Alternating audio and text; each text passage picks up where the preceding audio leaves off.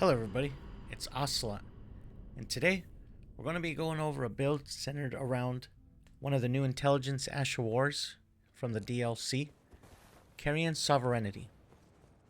Now this fight against Placidusax is going to be a perfect showcase on the intended way the build is going to be played out.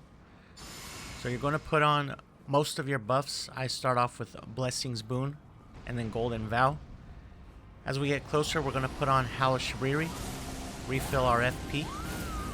The reason for this is the duration, which is 90, 80, 40 seconds respectively. After refilling our FP, we're going to cast Ranni's Dark Boon, which will lower the target's magic defense by 20% for the next 30 seconds. Last, we drink our Physic, and the reason we drink the Physic last is we're using one of the new tiers from the DLC, the Blood-Sucking Crack tier, which lasts 3 minutes and gives us 20% to all damage. However, it's going to slowly drain our HP by about 1% per second over that time. And lastly, we drop down Terra Magica for an extra 22% to magic damage as long as we're standing in the glyph. And as you saw, we fully charged Carian Sovereignty and did the follow-up swipe, which if we connect with both hits, can do upwards of 90 stance damage. For most bosses in the game, and that's New Game and New Game Plus, one fully charged Ash of War has a chance of giving you a stance break. Here, for our range attack, we're using Night Comet, probably one of the most broken sorceries in the game. Enemies do not input read it, and it's fully chargeable just like our Ash of War, which means yes, we are going to be running the Godfrey icon in this build.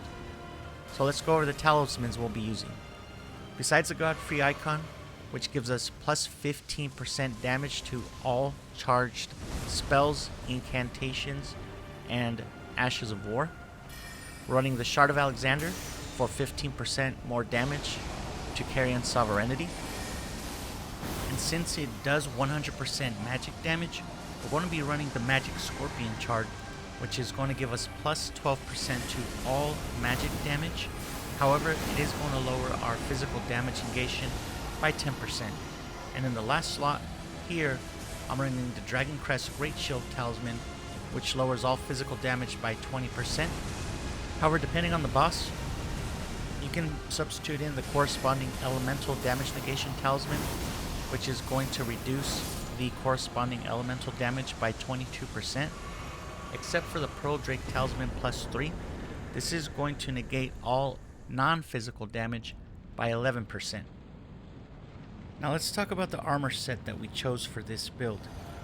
In our fight against Placidusax, that is going to be our final armor, which is going to be Rogier's helmet, his gauntlets, and we're going to use the scaled armor and scaled greed.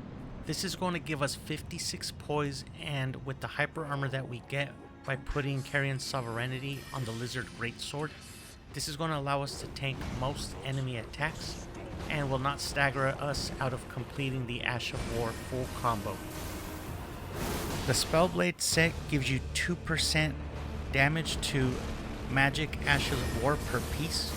So by wearing the cap and the gauntlets, we're getting an extra 4% damage to Carian Sovereignty. Now after this next fight, I'm going to remind you that there will be DLC boss spoilers. For the rest of the equipment, we're going to be using the Carian Regal Scepter as a catalyst, and for the seal, we're going to be using the Golden Order seal. Now this is not an int faith build, but with the stat allocation that we have, we'll be getting 331 incant scaling, which you can push up to 368 if you put in the int tier and the faith tier in your Flask of Wondrous Physic. Which, speaking of, for this build, we're going to be using the Magic Shrouding Crack tier, which is going to boost all of our magic damage by 20% and will last 3 minutes. And as stated earlier, we'll be using the Blood-Sucking Crack tier for plus 20% to all damage. However, we will be getting that HP drain at about 1% per second over the course of the 3 minutes that the tier lasts.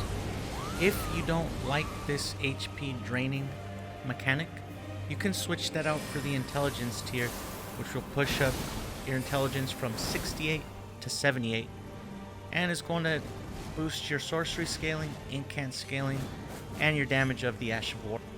Before we go over the stats, some of the other sorceries that we'll be using will be Glint Blade Trio, as you saw here in the fight with Malenia.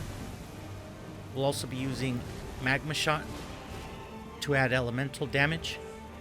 As far as incantations, I mainly stuck with Ancient Dragon's Lightning Strike and Pest Thread Spears. However, the main attraction is Carian Sovereignty. So you can substitute any sorceries and any incantations that you choose, as long as you make sure to use Ranni's Dark Moon, which again we're using for the 20% magic debuff that enemies get, and again that lasts 30 seconds. So one more time, DLC boss spoilers right after I show you the stats.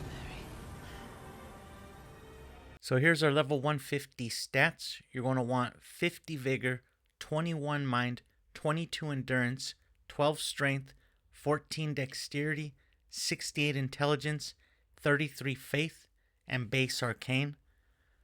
I use the prisoner as a starting class for this build. For buffs, I'm using Blessing's Boon, Golden Vow, and Hellish Abriri. For sorceries and incantations, Terra Magica and Ranni's Dark Moon I highly recommend that you use. Sorceries, if you'd like elemental damage, you can add Magma Shot. And for incantations, you can use Ancient Dragon's Lightning Strike and Pest Thread Spears for another versatile and well-rounded build. I hope you enjoy the rest of the boss fights. If you haven't yet, please like and subscribe and leave a comment down below. And let me know what you think of the build. Let me know what you would have done differently or how it can be improved. What other options are there that we can optimize the build with. I live stream these builds both here and on Twitch. I have my Twitch link in the description below. I do this from character creation all the way up to level 150. So come and hang out and let me know how we can improve whatever build I'm working on. There's also going to be a link in the description for the Discord where you can come and hang out and talk about all things gaming. That's going to be it for this build. Like I said, enjoy the boss fights. Hope to see you in the Discord. Hope to see you on live. But for sure, I will see you on the next one. Bye.